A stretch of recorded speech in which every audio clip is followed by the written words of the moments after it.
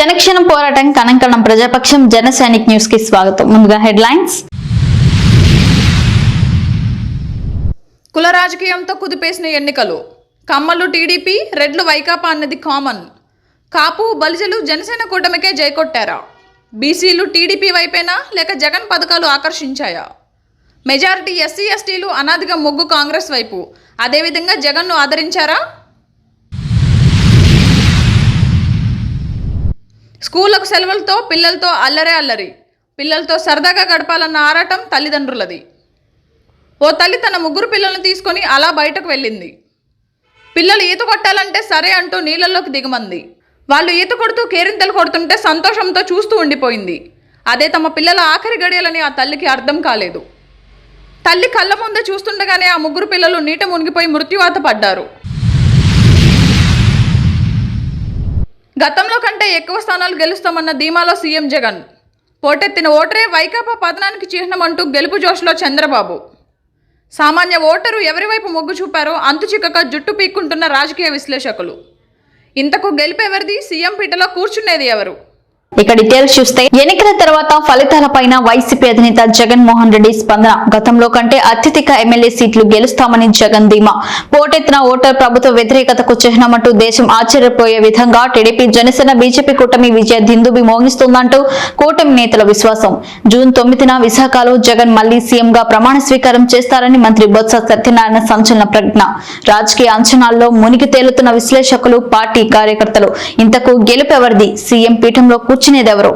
YCP టీడీపీల మధ్య ఉత్కంఠభరితంగా సాగిన ఎన్నికల పోరు అనంతరం తొలిసారిగా వైసీపీ అధినేత ముఖ్యమంత్రి వైఎస్ జగన్మోహన్ రెడ్డి స్పందించారు. ఆయన ప్రకటన రాజకీయ వర్గాల్లో సంచలనంగా మారింది. గత ఎన్నికల్లో కంటే తాము అధిక స్థానాల్లో అంటే 151కు మించి ఎమ్మెల్యే సీట్లు గెలవబోతున్నామని జగన్ ప్రకటించారు. జగన్ ఈ విధంగా ధీమా వ్యక్తం చేయడం పైన రాజకీయ విశ్లేషకుల్లోనూ కొత్త చర్చకు తెరలేపింది. ఇదే సందర్భంలో షిరిడీలో ఉన్న టీడీపీ అధినేత నారా చంద్రబాబు నాయుడులోనూ గెలుపు ధీమా స్పష్టంగా కనిపిస్తోంది. జగన్ సంచలన ప్రకటన చేసిన కొద్ది గంటల్లోనే కేంద్రం చంద్రబాబుకు మరింత భద్రతను పెంచింది. ఈ చర్య రాజకీయ వర్గాల్లో మరింత ఉత్కంఠకు దారితీసింది. పోలింగ్ తర్వాత తొలిసారిగా స్పందించిన జగన్ తాము రెండవసారి ప్రభుత్వాన్ని ఏర్పాటు చేయబోతున్నామని చెప్పడంతో పాటు గత ఎన్నికల కంటే ఎక్కువ సీట్లు గెలవబోతున్నట్టు వ్యక్తం చేయడంతో రాష్ట్ర వ్యాప్తంగా వైసీపీ శ్రేణుల్లో సరికొత్త జోష్ నింపినట్లయింది. అయితే మరోవైపు కూటమి నేతలు కూడా గెలుపు ధీమాలో ఉన్నారు. అభివృద్ధిని నాశనం చేసి అరాచకాన్ని పెంచేసిన వైసీపీ సర్కారుకు రామ్ రామ్ పలికేందుకు జనాలు పోటెత్తి ఓటేశారని అంచనా వేస్తున్నారు. కమలనాథులు జన సైనికులు తమ కూటమి వైసీపీని ఓడించడం ఖాయమని బల్లలు గుద్దుతూ ఉన్నారు. జూన్ 4 తర్వాత తమ కూటమి ప్రభుత్వం ఏర్పాటు చేస్తుందని కూటమి పార్టీలో ముందస్తు సంబరాలు జోరందుకున్నాయి. టీడీపీ అధినేత చంద్రబాబు సతీ సమేతంగా షిరిడి సాయినాథుని దర్శనంతో పాటు కొల్హాపూర్ శ్రీ మహాలక్ష్మి అమ్మవారిని దర్శించుకున్నారు. చంద్రబాబు కూడా గెలుపు ధీమాను వ్యక్తం చేస్తున్నారు. దీంతో గెలుపుపై ఎవరి ధీమా వారు వ్యక్తం చేస్తుండడంతో సామాన్య ఓటరు ఎవరి వైపు మొగ్గు చూపారో అంతుచిక్కక రాజకీయ విశ్లేషకులు జుట్టు పీక్కుంటూ ఉన్నారు. తమ అంచనాలను మరోసారి పరిశీలించుకుంటూ పార్టీల గెలుపోటములపైన తర్జన భర్జన పడుతూ ఉన్నారు. సీఎం జగన్ మొదటి నుంచి 175 స్థానాల్లో గెలిపే లక్ష్యంగా పావులు కదుపుతున్నారు. పార్టీ శ్రేణులకు ఆ దిశగానే దిశానిర్దేశం చేస్తూ వస్తున్నారు. తాజాగా గురువారం ఐపాక్ బృందంతో సమావేశమైన సందర్భంలోనూ అదే ధీమా వ్యక్తం చేశారు. ఎన్నికల్లో గెలుపుపైన సీఎం జగన్ పూర్తి స్థాయి విశ్వాసం వ్యక్తం చేస్తున్నారు.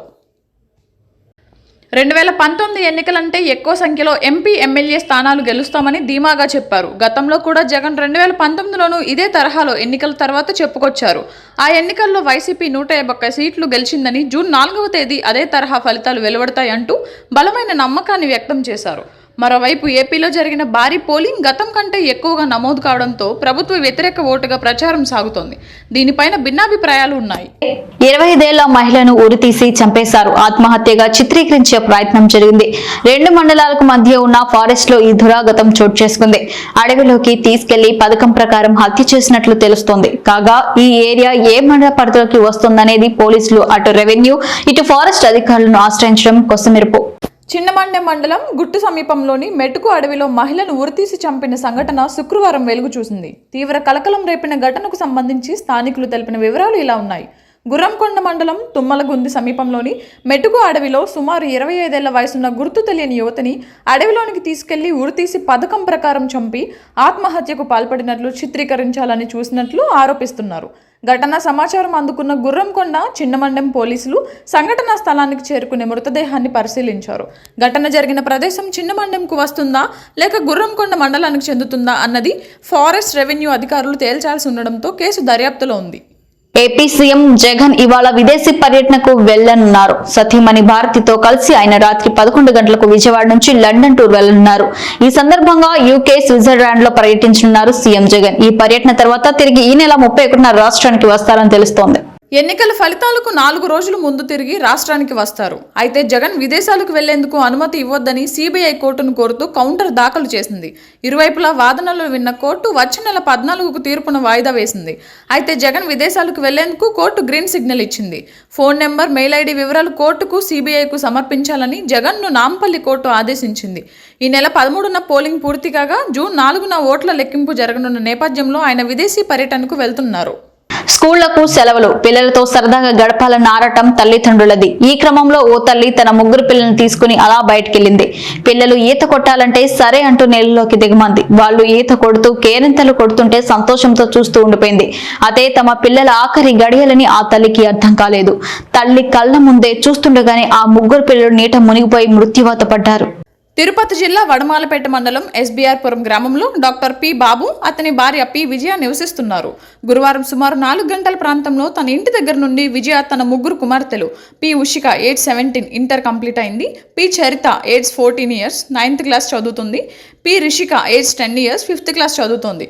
వాళ్ళను వెంట తీసుకుని ఊరున ఆనుకుని ఉన్న చెరువులో ఈతకు తీసుకువెళ్ళింది. చెరువు మోకాళ్ల లోతు నీళ్లలో ఈత కొడుతూ లోతు ప్రాంతానికి చేరుకున్న ఆ అమ్మాయిలు ఒకరి తర్వాత ఒకరు తల్లి చూస్తూ ఉండగానే నీటిలో మునిగిపోయారు. వెంటనే గ్రామస్తులకు విషయం తెలుపగా పిల్లల్ని నీటి నుండి బయటకు తీసి అత్యవసర చికిత్స కొరకు పుత్తూరు గవర్నమెంట్ హాస్పిటల్కి తీసుకుని వెళ్ళగా డాక్టర్లు చనిపోయారని నిర్ధారించారు.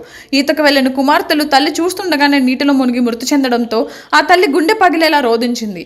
ఏమీ చేయలేని నిస్సహాయ స్థితిలో ఉండిపోయానన్న ఆ తల్లి రోదన అక్కడ ఉన్న అందరికీ కన్నీళ్లు తెప్పించాయి. గ్రామంలో నెలకొన్న విషాద ఛాయలు ఏపీ రాజకీయాల్లో కులాలకు ఉన్న ప్రాధాన్యత అంతా ఇంత కాదు. ప్రత్యేకించి కులాల ఆధారంగా ఓట్లు గంపగుత్తుగా పడే అవకాశం ఉన్న రాష్ట్రాల్లో ఏపీ ఒకటి. ఇక కొన్నాళ్లుగా ఆంధ్రప్రదేశ్ రాజకీయాల్లో కమ్మ, రెడ్డి కులాల మధ్య ఉన్న ఆధిపత్య పోరాట సంగతి ప్రత్యేకంగా చెప్పనక్కర్లేదు. ఏపీలో పరిస్థితి 2 కులాలు 2 పార్టీలు, ఇంకా చెప్పాలంటే 2 నాయకుల పోరాటంగా కొన్నేళ్లుగా సాగుతోంది. ఈ ఎన్నికల్లో ఏ కులాలు ఏ పార్టీలకు ఓట్లు వేశాయి, ఎవరిని ఎవరు గెలిపిస్తున్నారు అని వేచి చూద్దాం. ఏపీలో వైసీపీపై రెడ్డి కుల ముద్ర, టీడీపీపై కమ్మ కుల ముద్ర ఉన్న విషయం తెలిసిందే. ఎవరు ఎంత కాదన్నా ఈ ముద్ర చెరిపేసేది కాదు. ప్రత్యేకించి ఈ 2 కులాల్లో కమ్మలు పూర్తిగా టీడీపీ వైపే కొన్ని దశాబ్దాలుగా ఉంటున్నారు. కమ్మల స్థాయిలో కాకపోయినా రెడ్డిలు కూడా వైసీపీ వైపు మెజారిటీగా ఉంటున్నారు. ఈసారి కూడా ఇదే తరహా కొనసాగింది. అయితే జగన్ కమ్మ నేతలకు కొంత, చంద్రబాబు రెడ్డి నేతలకు మరికొంత ప్రాధాన్యం ఇవ్వడంతో అతి తక్కువగా అయినా ఆయా కులాల ఓట్లు ఇరు పార్టీలకు కొన్ని చోట్ల పడ్డాయని క్షేత్రస్థాయి పరిశీలనలో తెలిసింది. ఈ 2 కాకుండా ఏపీ ఎన్నికలను ఎక్కువ ప్రభావితం చేయగల కులం కాపులు, బలిజలు. కాపులు ఎక్కువగా పవన్ కళ్యాణ్ వెంట ఉంటారన్నది సాధారణమైన అంచనా. ప్రత్యేకించి కాపు యువత అంత జనసేనతో ఉంటుందని చాలా మంది భావించారు.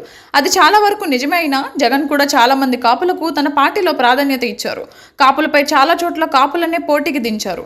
ఇలాంటి చోట్ల స్థానిక కాపు నాయకులదే కీలక పాత్ర అయింది. వారి శక్తి సామర్థ్యం బట్టి కాపు ఓటు బ్యాంకు పూర్తిగా జనసేన వైపు వెళ్ళిందని చెప్పే పరిస్థితి ఉండదు. కాపుల్లోని యూత్ పూర్తిగా కూటమి వైపు ఓటేశారు. అయితే కాపులకు జగన్ సీట్లు ఇవ్వడం వల్ల ముద్రగడ వంటి నేతల వైఖరి కారణంగా కాపు సీనియర్ సిటిజన్లు కొంత వైసీపీ వైపు మొగ్గినట్లు తేలుతోంది. రాయలసీమలో అధిక సంఖ్యలో ఉన్న బలిజలు మాత్రం గంపగుత్తగా కూటమి వైపు మొగ్గు చూపారు. మరో కీలకమైన ఓటు బ్యాంకు బీసీలు. సాధారణంగా ఈ వర్గం మొదటి నుంచి టీడీపీకి అనుకూలంగా ఉంటూ వస్తోంది. అయితే కొన్నేళ్లుగా జగన్ చేస్తున్న సోషల్ ఇంజనీరింగ్ కారణంగా బీసీలు వైసీపీ వైపు మరలారు. జగన్ తన పాలనలో బీసీలకు పెద్దపీట వేశారు. అటు కార్పొరేషన్లు ఏర్పాటు చేసి పదవులు పంచారు.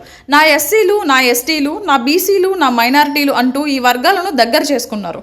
అంతేకాదు ఈ ఎన్నికల్లో బీసీలకు పెద్ద ఎత్తున టికెట్లు ఇచ్చి బరిలో దింపారు. అంతకుముందు సంక్షేమ పథకాల ద్వారా లబ్ధి పొందిన వారిలోనూ బీసీలే అధికంగా ఉండడం విశేషం.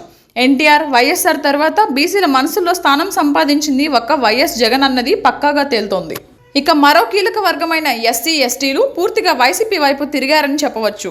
ఎస్సీ సామాజిక వర్గంలోని మాదిగలు మాత్రం కూటమి వైపు బలంగా నిలబడ్డారు. సాధారణంగా ఈ వర్గాలు మొదటి నుంచి కాంగ్రెస్తో, వైఎస్ వచ్చిన తర్వాత ఆయనతో, ఆ తర్వాత ఆయన వారసత్వంగా జగన్తో ఉంటూ వస్తున్నాయి. జగన్ సీఎం అయ్యాక ప్రవేశపెట్టిన సంక్షేమ పథకాల కారణంగా ఈ వర్గాలతో వైసీపీ బంధం మరింతగా పెరిగింది. ఎస్సీ ఎస్టీలో ఉన్న క్రిస్టియానిటీ కారణంగా ఇది మరింత బలోపేతమైంది. అందుకే ఈసారి ఎస్సీ ఎస్టీ ఓట్లు గంపగుత్తుగా వైసీపీకే పడ్డాయని తేలుతోంది. మదనపల్లెకు రాష్ట్రీయ స్వయం సేవక్ సంఘం అధినేత మోహన్ భగవత్ మదనపల్లె శ్రీ వేద స్కూల్లో జరిగే ఓ కార్యక్రమానికి విచ్చేస్తున్న రాష్ట్రీయ శ్రీ మోహన్ భగవత్ రాష్ట్రీయ స్వయం సేవక్ సంఘ్ చాలక్ మోహన్ భగవత్ శనివారం మదనపల్లికి వస్తున్నారు. స్థానిక శ్రీవేద స్కూల్లో జరిగే కార్యక్రమంలో భగవత్ పాల్గొంటున్నారు.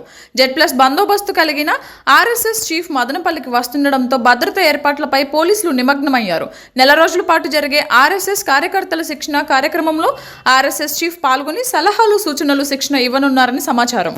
క్షణక్షణం పోరాటం, కణంకణం ప్రజాపక్షం. జన సైనిక్ న్యూస్ ఇంతటితో సమాప్తం. తిరిగి రేపటి బులెటిన్లో మళ్ళీ కలుసుకుందాం. అంతవరకు సెలవు, నమస్కారం.